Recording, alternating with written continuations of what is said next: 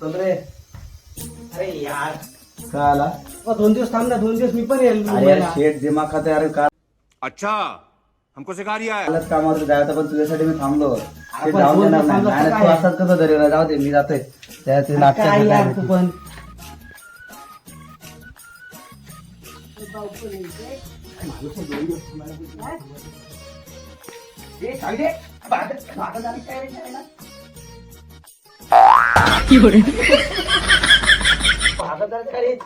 चावी दे.